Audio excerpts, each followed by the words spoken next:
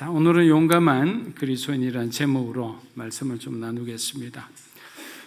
사도행전 4장은 이제 우리가 지난주에 배웠던 그 3장의 그 치유 사건과 베드로의 설교와 연결은 되지만 이제 그 대상이 달라지게 됩니다.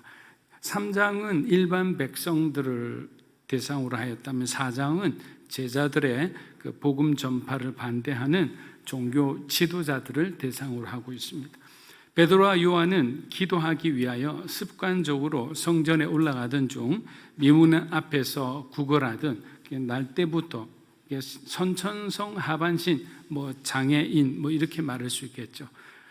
그 사람을 고친 사건을 통해 많은 사람이 모이게 되죠. 왜? 기적을 보았기 때문에. 기적은 그만큼 그런 능력이 있어요. 사람들에게 우리가 호기심만 있어도 사람들은 그 현장에 모입니다. 그러나 기적이 일어났다는 것은 이것은 인간이 할 수 있는 그 범위를 넘어서 하나님의 영역인 거죠. 그 하나님의 영역에서 놀라운 사건이 일어났다면 그것을 보러 오지 않을 사람이 누가 있겠습니까? 늘 성전을 통과할 때마다 보던 그 사람이 벌떡벌떡 일어서 뛰어다니고 있다고 생각해 보십시오. 이건 기적 중의 기적이죠. 이는 제사장들과 성전 맡은 자 사두개인들을 분노하게 했죠. 자, 기적이 일어난 것은 그들을 두렵게 했지만 그들을 분노하게는 안 했어요. 무엇이 그들을 분노하게 했느냐? 베드로가 복음을 전했죠. 예수 그리스도, 부활하신 예수 그리스도의 복음을 전했기 때문에 그들이 분노하게 된 것입니다. 사랑하는 여러분, 기적과 간정은 믿는 사람들뿐만 아니라 믿지 않는 사람들에게도 아주 큰 영향을 줍니다. 오순절 성령 강림 이후 제자들의 변화된 그 태도와 그들의 모습을 한번 보십시오. 우리로 말하면, 지금으로 말하면 180도로 달라진 거예요. 그들은 더 이상 무서워 도망가던 이전에 그런 제자들이 아니었습니다. 예수님의 제자들은 죽으면 죽으리라는 각오로 주님의 맡겨주신 그 사역을 용감하게 그렇게 감당했던 것입니다. 여러분, 영광이 있는 곳에는 언제나 고난과 희생이 뒤따릅니다. 대가를 치르지 않고 오는 축복은 세상 어디에도 없습니다. 영적인 생활도 마찬가지입니다. 저와 여러분이 하나님께 얼마나 다가가느냐에 따라, 하나님을 위해 우리가 하나님 나를 위해 얼마나 기도하느냐에 따라서 우리의 어떤 영적인 그 변화는 일어날 것입니다. 그만큼 가까이 간 사람은 영적으로 강해지겠죠. 그리고 영적으로 깊어질 거예요. 그러니까 쉽게 판단하지 않는 거예요. 올바른 분별력을 가지고 말을 적게 하되 지혜로운 말로 그 상황을 변화시킬 수 있는 능력을 가진 사람이 바로 이런 하나님을 찾는 사람들이죠. 때로는 하나님께서 이유 없는 고난을 겪게 하심으로, 자, 이유 없는 고난이라는 것은 하나님께서 이렇게 일방적인 분이 아니세요. 이것을 우리는 어떻게 해석해야 되냐면 우리가 이해할 수 없는 고난이라고 하는 거예요. 하나님은 다 알고 계시지만 나는 알지 못하기 때문에 우리 입장에서는, 인간의 입장에서는 뭐라고 이해합니까? 이유 없는 고난이라죠. 그런 이유 없는 고난, 우리가 이해할 수 없는 그런 고난을 겪게 하심으로 우리를 성장시키기도 합니다. 즉 삶에 간정이 많은 그리스도인이 되게 하는 거예요. 그래서 보통 목회자나 선교사의 삶에는 그 고난의 간정들이 많습니다. 고통의 간정들이 많죠. 그렇게 하는 이유는 하나님을 증거할 때 그것이 많은 사람들에게 새로운 도전이 되기 때문이라 생각합니다. 몸이 아프기를 원하는 사람은 없을 겁니다. 그러나 하나님은 나의 가장 연약한 부위를 통해 하나님만을 신뢰하고 따르게 하는 거예요. 내가 정말 바울도 그랬잖아요. 하나님 앞에 자기는 자기의 그 연약한 육체의 가시를 놓고 3번씩이나 기도했다. 여러분, 3번이라는 건 상징적, 문학적 표현이에요. 3번이라는 것은 완전한 수예요. 그가 하나님 앞에 구할 수 있는 만큼, 최대한 할 수 있는 만큼 하나님께 구했다는 거예요. 3번이 아니라 100번 이상 구했을 거예요. 하나님, 왜 나에게 이런 연약함을 주셔서 복음을 전하는데 조금이라도 거침돌이 되는 것을 나에게 주시지 않아야 되는데 왜 나에게 이런 아픔과 이 어려움을 주셨나요? 하나님께서 말씀하셨잖아요. 내 은혜가 내게 족하다고. 바로 그 우리의 불편함이, 우리의 연약함이 우리를 지켜주는 어떤 안전판과 같은 거예요. 그래서 우리는 항상 우리 삶 속에 네거티브한 그것을 부정적으로 볼 필요가 없는 거예요. 우리가 가야 할 길이 보이지 않는다면 사도 바울이 주님을 만난 후 어떻게 인도함을 받아 헌신하게 되었는지 여러분 성경 속에서 우리가 답을 찾아보면 됩니다.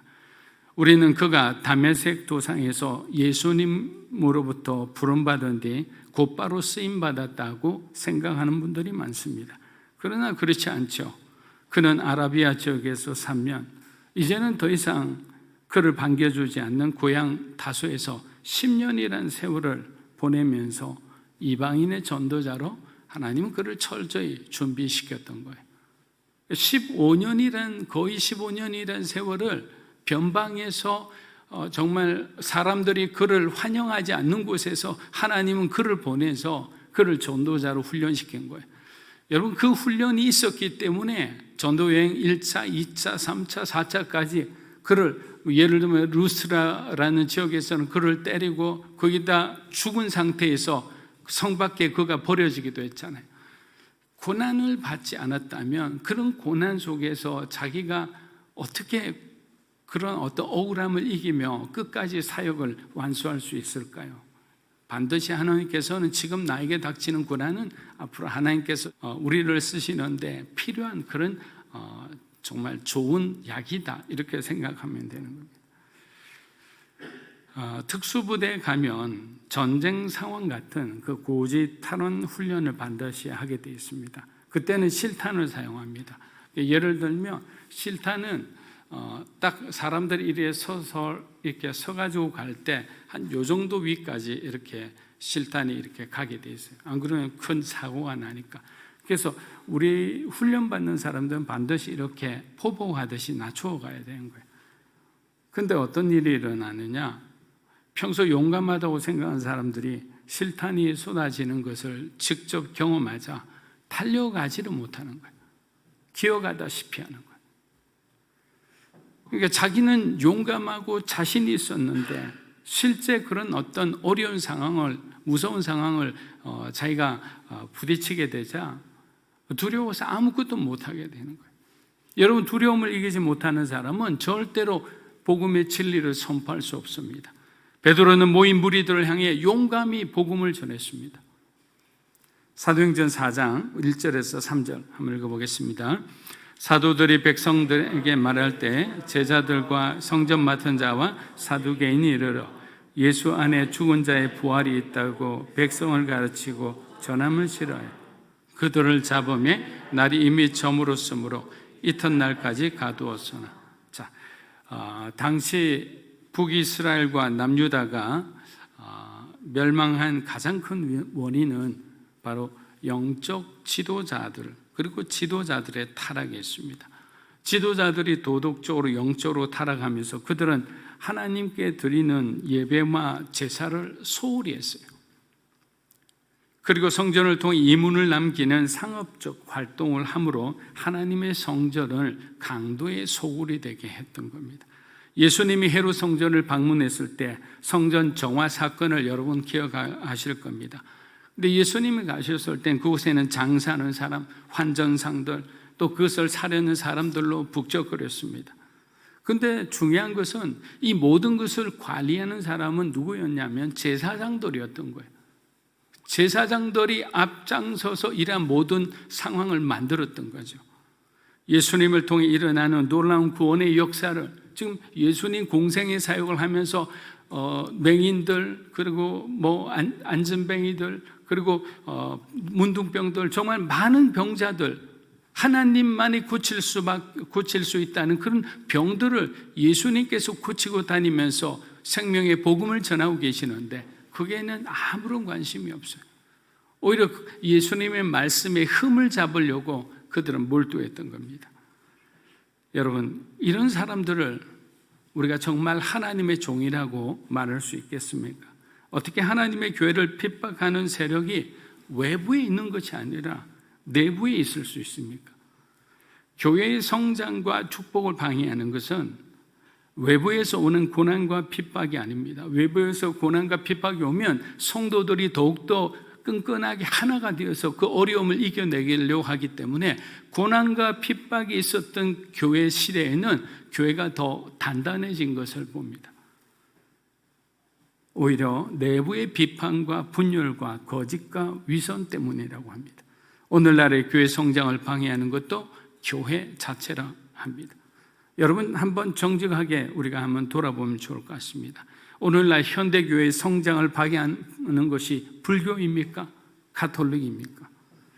하나님께서 교회를 통해 일하실 그 놀라운 능력을 의심하고 오히려 부정적인 말로 하나됨을 해치는 저와 여러분 때문이죠.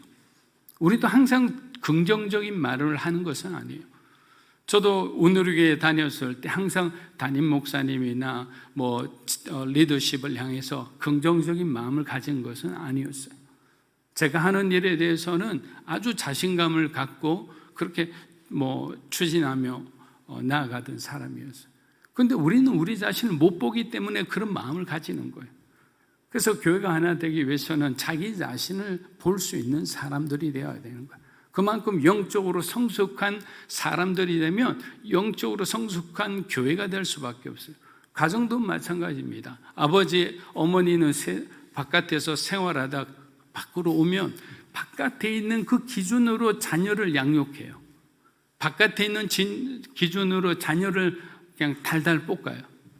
그러니까 어떤 생각을 하냐면 자녀들은 분명히 교회 가서 선생님들이나 전도사님에게 정말 은혜로운 말씀을 받아서 나도 그렇게 살아야 되겠다고 생각하는 아이들이 갑자기 부모님들이 와서 세상의 관점을 가르치니 헷갈리는 거예요. 목사도 전도사도 장로도 권사도 똑같습니다. 이 자녀 교육에 대해서는 절대로 변하지 않습니다.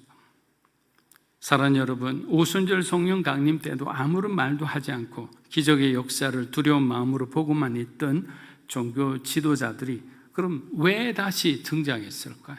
왜 그 사람들이 베드로와 요한을 붙잡았을까요? 그 이유가 있지 않겠습니까? 그것은 바로 사도행전 3장 11절 때문이었습니다.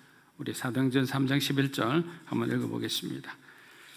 나은 사람이 베드로와 요한을 붙잡으니 모든 백성이 크게 놀라며 달려나가 솔로몬의 행각이라 불리우는 행각에 모이거늘. 자, 그 나은 사람이 베드로와 요한을 붙잡는 장면을 보고 백성들이 크게 놀라. 자, 1차적으로는 그 사람이 나아서 뛰어다니는 것을 보고 그들은 감동을 받았어요. 2차적으로는 그들이 베드로와 요한을 잡았다는 것은 그들이 그 사람이 그리스도인이 되겠다고 그가 작정한 거죠. 하나님을 더 알기를 원하는 거예요. 그런 장면을 보면서 진짜 하나님께서 이들을 치유해 주셨구나라고 생각한 겁니다. 그럼 눈치 보던 이들이 등장할 필요도 없는데 베드로가 부활하신 예수를 구주로 영접하라는 설교를 하자 무려 5,000명이나 회개를 합니다. 이 이상도서는 예전에 예수님의 어떤 그들은 트라우마가 있잖아요. 그래서 그들을 붙잡아서 지금 재판 때 다시 두게 된 겁니다. 사랑하는 여러분, 세상은 복음을 전하는 사람을 가두면 복음도 가둘 수 있다고 생각합니다. 어떻게 생각합니까, 여러분들? 복음을 가둘 수 있습니까? 빌립보서 1장 12절에서 13절입니다. 형제들아, 내가 다한 일이 도리어 복음 전파에 진전이 된 줄을 너희가 알기를 원하노라. 이러므로 나의 매임이 그리스도 안에서 모든 12대 안과 밖에 모든 사람에게 나타났으니. 자, 바울은 자신이 감옥에 갇힘으로 그 갇힌 상태를 부정적으로 보지 않았습니다. 오히려 자신이 감옥에 갇힘으로 또 미지근했던 로마 교회가 불이 나서 그들이 바울을 살리기 위해서 다시 한번 그들 교회가 영적으로 부흥하기 시작했던 거예요. 대다수의 형제들이 용기를 갖고 두려움 없이 더욱 담대하게 복음을 전하기 시작했습니다. 바울은 갇혔으나 바울이 전하고자 하는 복음은 오히려 더 왕성하게 주변으로 전파되기 시작했습니다. 여러분, 이처럼 하나님의 복음은 결코 가둘 수가 없는 거예요. 이 사람들은 베드로하고 요한만 잡아놓으면 예수님의 그 복음이 전해지지 않을 것으로 생각했지만 그것은 착각이죠. 사도행전 4장 5절에서 7절입니다. 이튿날 관리들과 장로들과 서기관들이 예루살렘에 모였는데 대제사장 안나스와 가야바와 요한과 대제사장 문중이 다 참여하여 사도들을 가운데에 세우고 묻되 너희가 무슨 권세와 누구의 이름으로 이 일을 행하였느냐. 자, 여기서 우리는 재미있는 두 가지 사실을 발견하게 됩니다. 첫째는 예수님의 처형에 가담했던 사람들이 모두 한자리에 다시 모였다는 거예요. 단 한 사람도 빠지지 않고. 그런데 그들이 왜 모였을까요? 진리를 수호하기 모였을까요? 아니죠. 그들은 진리를 또다시 죽이기 위해, 학살하기 위해 모인 거예요. 당시 대제사장이었던 가야바와 그의 장인 안나스는 두 사람 다 사두개인이었어요. 여러분, 당시에 바리새인은 주로 제사장들이 많았어요. 그러나 대제사장의 역할은 주로 사두개인들이 많았어요. 산헤드린 공회의 절대 다수를 차지하는 것은 바리새인이 아니라 사두개인들이었어요. 그런데 이 사두개인들은 부활을 부정하는 그런 종교 종파였잖아요. 그러니까 예수님의 부활을 전한다는 것은 이 사두개인들의 입장에서는 그들이 말하는 것을 인정하지도 않고 받아들이지도 못하는 거였어요. 그런 어떤 상황 가운데서 그들이 불려간 겁니다.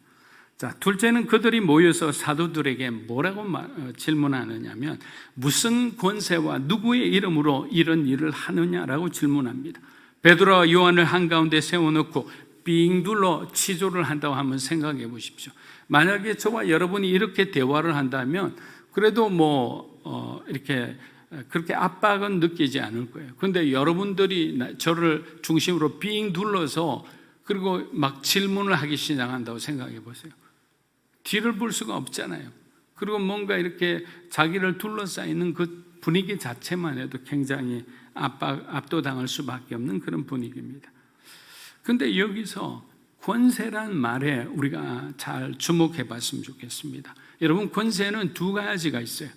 하늘의 권세가 있고 땅의 권세가 있습니다. 요한복음 1장 12절 읽어보겠습니다. 영접하는 자, 곧 그 이름을 믿는 자들에게는 하나님의 자녀가 되는 권세를 주셨으니. 자, 모든 그리스도인들은 하나님의 자녀가 되는 권세를 받았어요. 여러분, 하나님의 자녀가 되는 권세를 받으셨습니까? 아멘이죠. 그러니까 우리는 하나님의 자녀가 되는 권세를 가지고 있는 사람이에요. 그렇기 때문에 여러분에게 어떤 영적 문제가 일어난다면 우리는 예수 그리스도의 이름으로 그 문제를 향해, 그 대적의 어떤 상대를 향해 우리는 예수 이름으로 영적으로 공격할 수가 있는 거죠. 그런데 우리는 하나님의 권세를 가진 자라고 우리 스스로는 생각하고 있지 않다는 것이 문제인 거죠.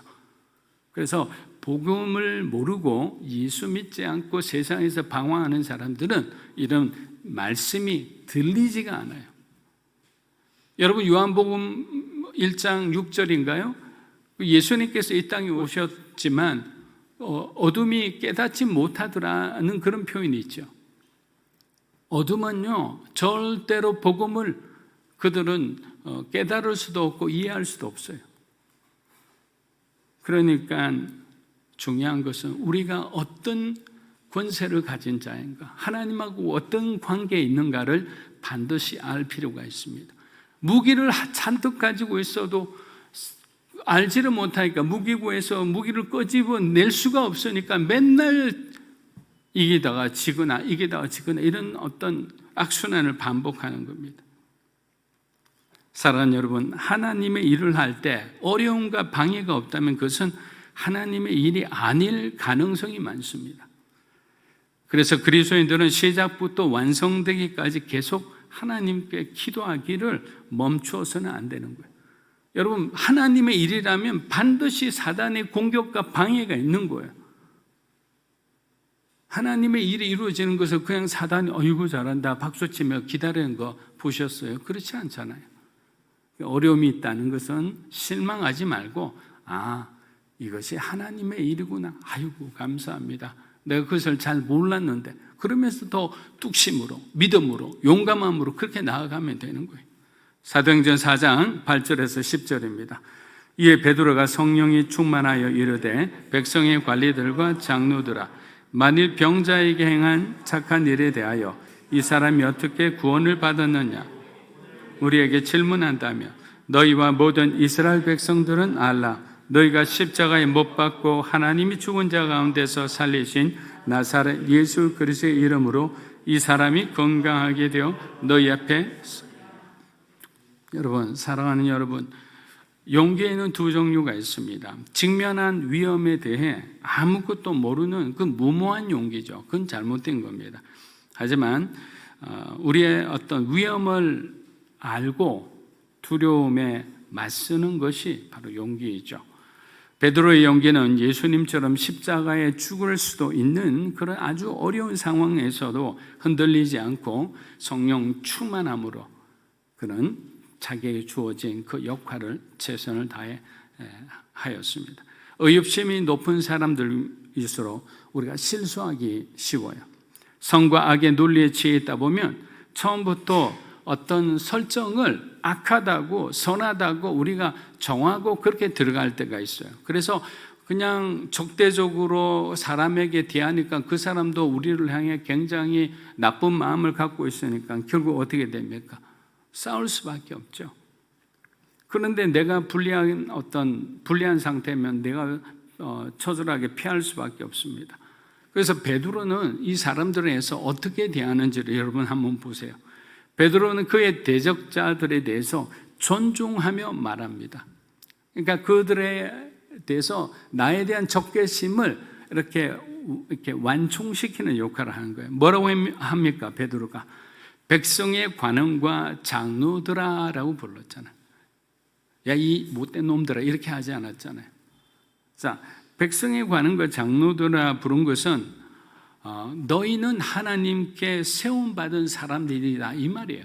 그러니까 이 사람들의 어떤 기분을 확 올려주는 거예요. 이놈이 왜 이러냐 이런 생각할 정도로 기분이 좋게 하는 거죠. 왜? 그 사람들은 자신이 하나님으로부터 선택받았다는 이 선민의식이 너무너무 강한 사람이에요. 그 사람들이 가장 듣기 좋아하는 그 말을 하자 이 대제사장들, 이 종교 성전관리들, 이 모든 사람들이 기분이 좋아진 거죠.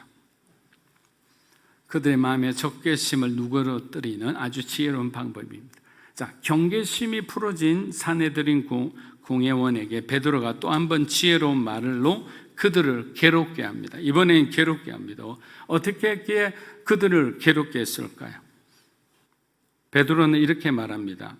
그 사람의 치유는 내가 한 것이 아니라 너희가 십자가에 못 박아 죽인 예수를 하나님이 다시 살리셨는데 그분의 이름으로 이 병자가 치유되었다라는 거예요. 여러분 한번 들어보세요. 비슷한 말이라 무슨 말인지 잘 모르시겠죠. 자, 예수님을 너희들이 못 박아 죽인 예수님 이러면 그들이 못 박아 죽었다는 것을 베드로가 은근히 정죄하잖아요. 그런데 이 병자가 치유된 것은 내가 이 사람의 이름으로 치유한 것이 아니라 그 부분을 베드로는 뺐어요. 예수 그리스도의 이름이 이 사람을 치유했다라고 한 거예요. 그들은 정죄하고 그들의 잘못을 드러냈으나 자기가 그곳에 관여됐다는 것은 이렇게 표현하지 않는 거예요. 만약에 했다면 그는 예수님을 드러내는 동시에 자기에게 맡겨진 사도로서의 직책은 하나도 못하고 그냥 죽게 되잖아요. 그들이 가만둘까요? 그래서 여러분 너무 말을 할 때 직접적으로 너무 이렇게 다 드러내서 말하는 것도 정직한 것이 아니라 지혜롭지 못한 겁니다. 베드로 자신이 한 것이 아니라 부활하신 예수께서 치유해 주셨다고 말함으로 자신은 무죄함을 받고 그들의 양심은 찔리도록 한 것입니다. 과거 예수님을 3번씩이나 부인했던 겁 많은 베드로였습니다. 그 베드로가 지금 산헤드린 공회원들을 어떻게 보면 가지고 놀고 있는 것이죠.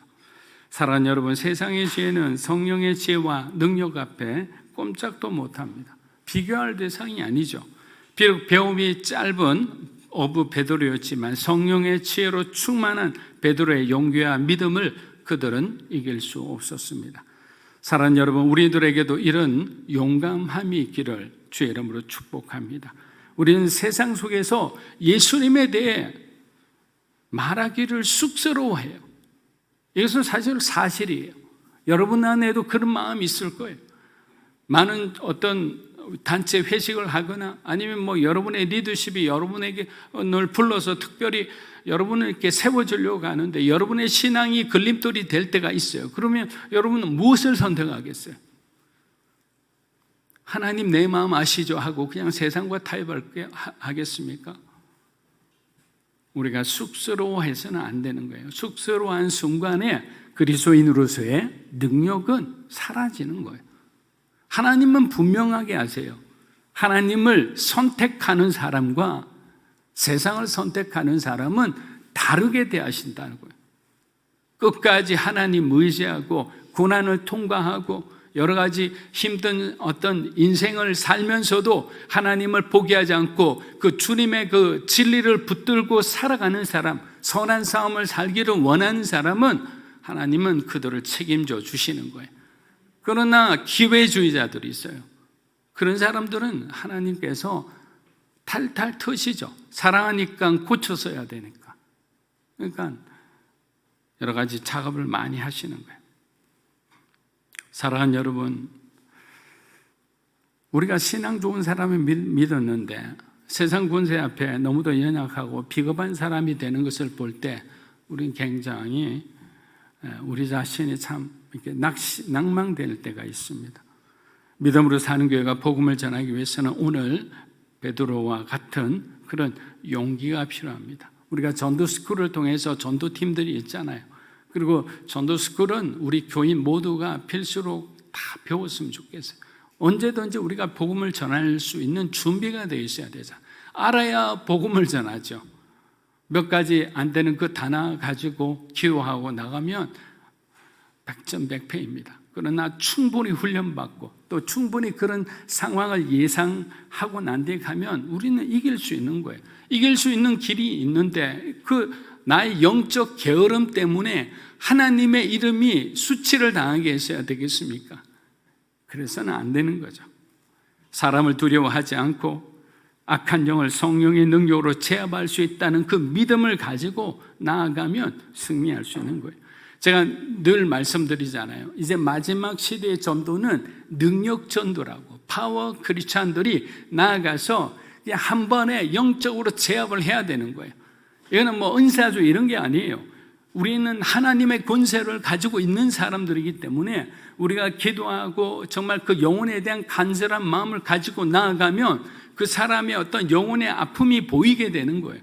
그 보이게 된 그 아픔을 가지고 우리는 먼저 얘기할 수 있는 거죠. 형제님, 이렇게 우리가 그 아픔을 딱 말하고 나면 그 사람은 그 능력에 압도돼서 한 번에 그냥 그 모든 어떤 전도의 어떤 구원의 과정을 다 따라올 수밖에 없어요. 저도 그런 걸 다 경험을 하기 때문에 자신 있게 말씀드리는 거예요. 여러분들도 어떤 사역이나 이런 걸 통해서 어떤 암기에서 가는 것도 중요하지만 암기에서 기도하고 그 능력을 받아서 가는 사람은 차원이 다른 거예요. 그래서 주의 능력으로 충만해서 하나님께서 기뻐하시는 그런 많은 사람들을 구원하는 통로가 되기를 주의 이름으로 축복합니다. 사도행전 4장 12절 이제 말씀을 마무리합니다. 읽어보겠습니다. 다른 이로서는 구원을 받을 수 없나니 천하 사람 중에 아멘. 자, 지금 시대는 종교다원주의 시대죠. 그래서 이 시대를 살아가는 우리들에게 아주 중요한 의미를 던져주는 말씀입니다. 세상은 기독교를 향하여 뭐라고 합니까? 편협하다, 배타적이다, 교만하다고 손가락질합니다. 왜 그렇습니까? 우리는 오직 예수이기 때문에 오직 예수 그리스도를 통해서만 구원이 있다고 우리가 주장하기 때문이에요. 근데 세상 사람들은 뭐냐면, 야, 산이 있으면, 그 정상이 있으면 일로도 올라가고 절로도 올라가고 이쪽으로도 올라갈 수 있는 거 아니냐. 이 진리를 향해 가는 길은 여러 루트가 있다, 이렇게 말하는 거예요. 그게 이제 범신론이죠. 그게 종교다원주의죠. 그렇지 않죠. 그럼 우리가 예수님이 말씀하신 걸 한번 볼까요? 요한복음 14장 6절입니다. 예수께서 이르시되 내가 곧 길이요 진리요 생명이니 나로 말미암지 않고는 아버지께로 올 자가 없느니라. 여러분, 예수님이 이렇게 말씀하셨잖아요. 나로 말미암지 않고는 아버지 하나님께로 올 자가 없느니라. 아버지께 간다는 것은 우리가 구원받는다는 거예요. 이제 여기서 죽어가는 생명을 끝내고 영원한 생명으로 우리가 살아갈 수 있게 된다는 거예요. 그런데 그 길은 나로 말미암지 않고는 불가능하다는 거예요. 부처를 통해서 알라를 통해서 다 불가능한 거예요. 사랑하는 여러분, 우리가 성령으로 충만하면 상대가 누구이든지 담대하게 진리의 복음을 전할 수 있습니다. 복음은 우리가 막 설명하는 것이 아니에요. 복음은 선포하는 겁니다. 베드로의 영성으로 용감하게 주의 복음을 전하는 우리 믿음으로 사는 교회 성도 여러분이 되시기를 주의 이름으로 축복합니다. 아멘.